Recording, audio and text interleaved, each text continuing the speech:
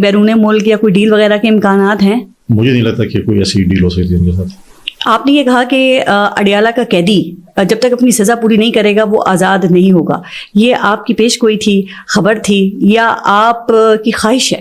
دیکھیں اس کو ایک سزا عدالت نے دی ہے نا، ہمیں تو یہ کہا کہ عدالت آزاد ہے، عمران خان یہ کہتا تھا عدالت آزاد ہے، ہمیں پکڑتا تھا، ان کے ایک وزیر جاتا تھا، چیئرمین نیب سے ملتا تھا، باہر آتا تھا کہ اگلے ہفتے فلاں گرفتار ہوگا، جی گرفتار ہو جاتا ہے ان کی خواہش کے مطابق۔ ہمیں تو کم از خواہشات تو نہیں چاہیے نا کہ پوری P T I another jail میں چلی جائے کچھ۔ عدالتیں سبھی کو سزا دیتی ہے، کئی مقدمات میں عمران خان کو بری بھی کیا ہے، سائفر میں بری کیا، مقدمات ہی رہ گئے ہیں، کئی میں بری ہیں، کئی میں سزا ہے، جب سزا بھگتیں گے ایک قیدی ہے جیسا بری کیا تو اس کا مطلب سائفر کیس غلط تھا نا۔ اگر عدالت سمجھتی ہیں کہ آج بھی اگر وہ بے گناہ ہے تو چھوڑ دیں۔ میاں صاحب کو دیکھیں کتنے ان کے اوپر کیسز بنے اور پھر سارے کیسز ختم ہو گئے۔ دیکھیں جب اس وقت جو تھے، جب عمران خان صاحب کی جو حکومت تھی تو کوئی ہر منسٹر نکلتا تھا، ہر منسٹر جو بھی نیب سے ملتا تھا، ہمارے دور میں کم از کم کوئی یہ نہیں نکلتا کہ جی نیب کے چیئرمین کے پاس جا رہا ہے اور وہ باہر آ رہا ہے کہ جی فلاں فلاں گرفتار ہوں گے۔ D G S P R نے جو پریس کانفرنسز کی ہیں اس میں عمران خان کو، صوبائی حکومت کو، خیبر پختونخوا کی سہیل آفریدی کو انہوں نے براہ راست مورد الزام ٹھہرایا ہے، آپ سمجھتے ہیں کہ یہ درست بات ہے؟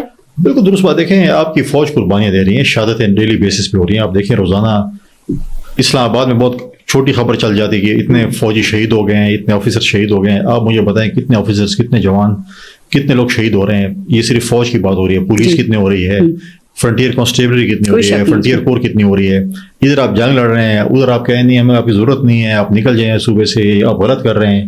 تو مجھے بتائیں کہ وہ قربانی دینے والے جن کی جو جنازے اٹھا رہے ہیں، جو شہادتیں ہو رہی ہیں، جی ان کے گھروں پہ کیا گزر رہی ہوگی؟ سر آپ بالکل ٹھیک کہہ رہے ہیں۔ مجھے یہ بتائیں کہ یہ جو آپ کے وزیر دفاع ہیں اور وزیر اطلاعات ہیں، یہ کس مرض کی دوا ہیں؟ یہ پورے جو ایک نیریٹو ہے ریاست کا، وہ دنیا کو اور ملک کو، قوم کو نہیں بتا سکتے ہیں سر؟ میرے خیال میں کہ D G I S P R کو اور ہمارے جو وزیر اطلاعات ہیں ان کو دونوں کو اکٹھی پریس کانفرنس کرنی چاہیے، ایک کو اپنا جو سیاسی موقف، اور جیسے میں نے پہلے کہا تھا قائرہ صاحب اور D G S P R کرتے تھے اس وقت، مجھے یاد نہیں اس وقت، لیکن یہاں پہ دونوں موقف D G S P R ہی دے رہے ہیں نا؟